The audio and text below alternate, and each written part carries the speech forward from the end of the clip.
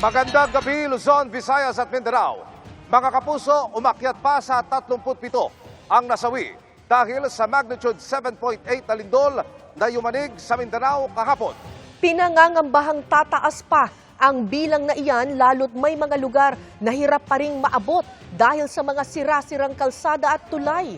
Dagdag problema ang mayat-maya pa ring aftershocks sa mahigit 1,300 sa huling tala ng PBOX.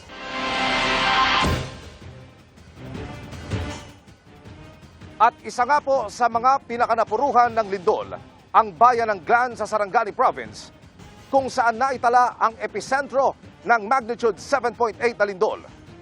Hirap marating mga kapuso ang lugar dahil sa mga kalsada at tulay na hindi po madaanan. Sinoong yan ng GMA News Team at nakatutok doon live si Maki Pulido. Maki, kamusta ang sitwasyon diyan? Ay talaga naman, Emil, napakahirap marating ang bayan ng Glan sa probinsya ng Sarangani kaya halos isolated na ito matapos ang malakas na lindol kahapon ng umaga. So yung problema ng maraming residente rito ay basic, pagkain, maiinom na tubig, kuryente, pati signal ng telepono.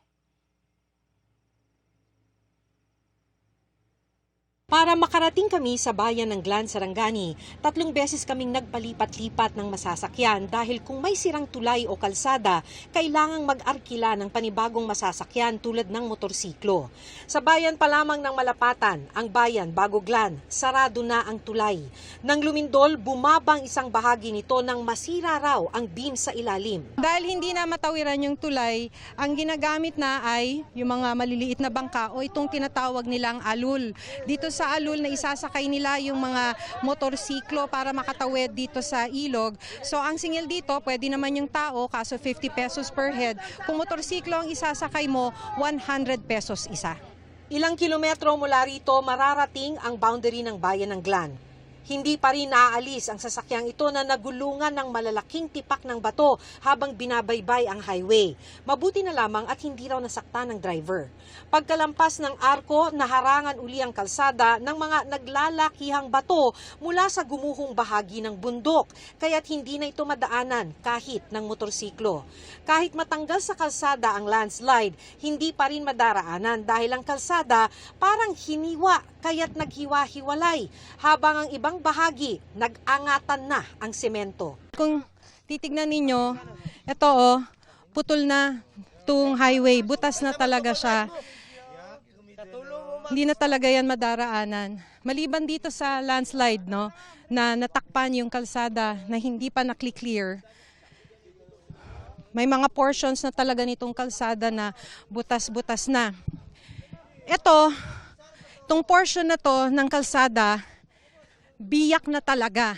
In fact, maliban sa napakalaking butas na to kung saan naghiwalay na yung kalsada, banda rito, kung makikita ninyo, umangat na itong portion ng kalsadang to. Well, may butas dito, kailangan daw mag-ingat.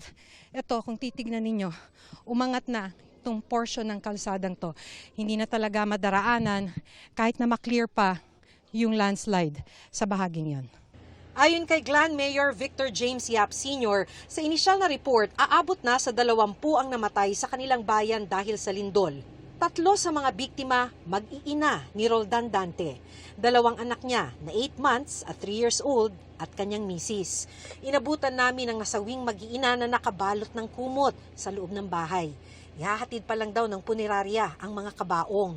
Nang lumindol, nadaganan ng paderang mag-iina sa loob ng bahay. Nagtatrabaho noon sa bukid si Roldan.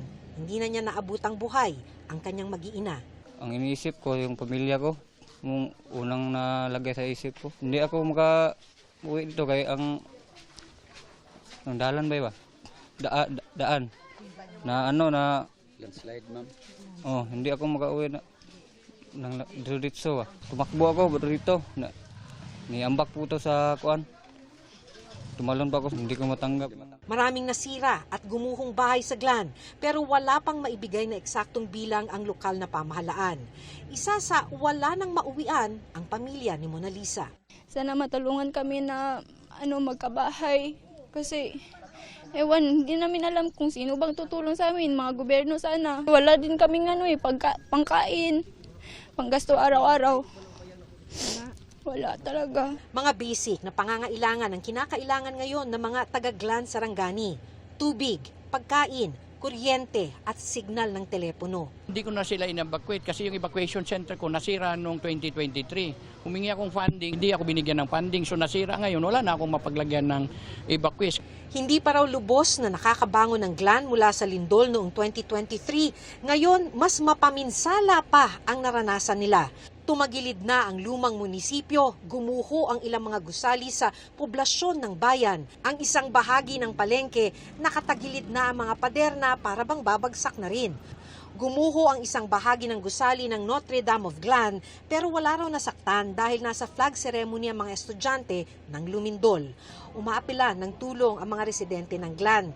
Inabutan namin silang nakapila sa pag-asang may ibibigay na ayuda. Pero pila pala para i-report sa DSWD ang sira sa kanilang mga bahay. Wala na kaming bahay. Sa kalsada na kami, ma'am.